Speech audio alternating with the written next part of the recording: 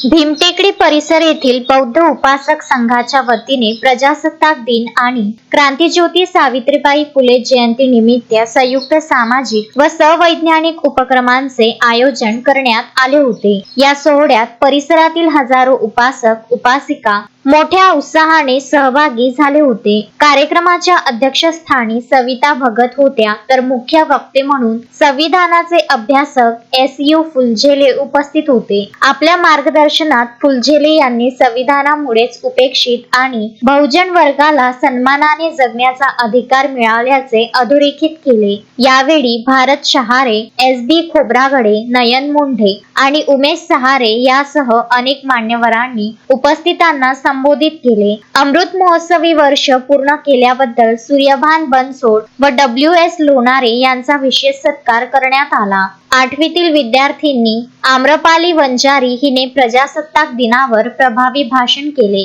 तसेच स्थानिक मुलींनी भीमगीतांवर सुंदर नृत्य सादर करून उपस्थितांची मने जिंकली। कार्यक्रमाचा समारोप दीपक इंगळे व संचाच्या बुद्ध भीम गीतांच्या कार्यक्रमाने झाला। प्रजासत्ताक दिनाचे औचित्य साधून यावेळी सामूहिक संविधान उद्देशिकेचे वाचनही करण्यात आले। प्रजासत्ताक दिन आणि प्रजासत्ताक दिनानिमित्त आपण आज जर आजची घडामोड पाहिली, आजच्या घडामोडी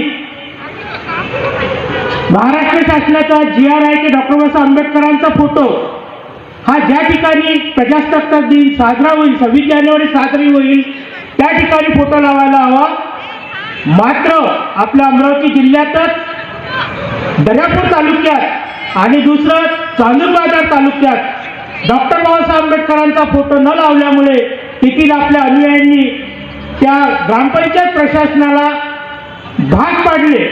कारण आणि दुसरी घटना आपल्या सर्वांना सोशल मीडियावर माहीत असेल किंवा आपण वृत्तवाहिन्यावर पाहिलेलं असेल, कारण ज्या स्ट्रीट मीडिया आहे, ज्या मोठ्या मीडिया आहे त्या आपल्याला दाखवत नाही। तर नाशिकमध्ये प्रजासत्ताक दिनाचा हा कार्यक्रम झाला आणि त्या कार्यक्रमात ज्या आपल्या राज्याचे मंत्री आहेत आणि नाशिकचे पालकमंत्री आहेत गिरीश महाजन यांनी आपल्या भाषणात सर्वच महापुरुषांचा जय जयकार केला। मात्र त्या ठिकाणी केवळ डॉक्टर बाबासाहेब आंबेडकरांचा जयघोष न केला। त्यामुळे त्या ठिकाणी जी महिला कर्मचारी होती, वन कर्मचारी होती, ती त्या घटनेमुळे ती समोर आली आणि तिने म्हटलं की तिने स्वतः म्हटलं की मी दुसरं कुठलंही काम करेन, पण बाबासाहेबांचा विचार, बाबासाहेबांना तुम्ही जर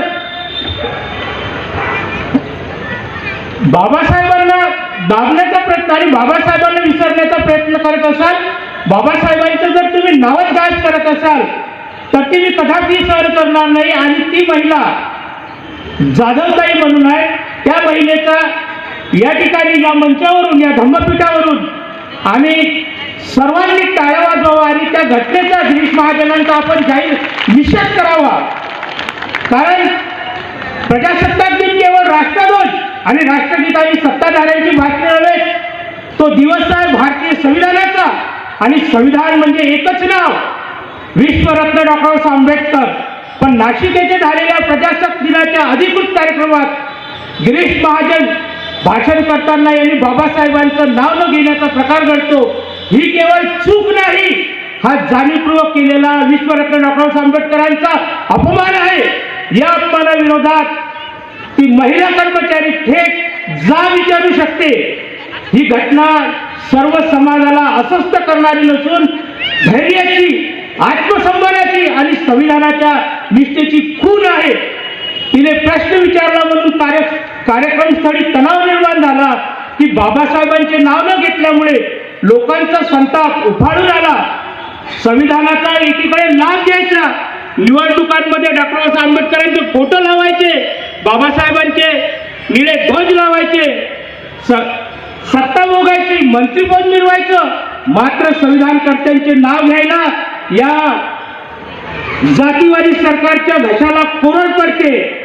या जातीवादी सरकारचा या ठिकाणी मी या धम्मपीठावरून जाहीर निषेध करतो। Vidarbha news bureau Amravati. Shraddha family shopping में जाएंगे हम सभी, साड़ियों की नई डिजाइन देखो यहीं से लाएंगे। श्रद्धा फैमिली शॉपिंग में जाएंगे हम सभी, लेडीज जेंट्स बच्चों की हर फैशन लाएंगे सभी। फैशन के सफर में आप भी आगे ही आगे बढ़ते चलिए, क्योंकि बिजीलैंड का सबसे बड़ा आलीशान भव्य showroom Shraddha family shopping and mall, busyland complex, Nandgaon Peth, Amravati.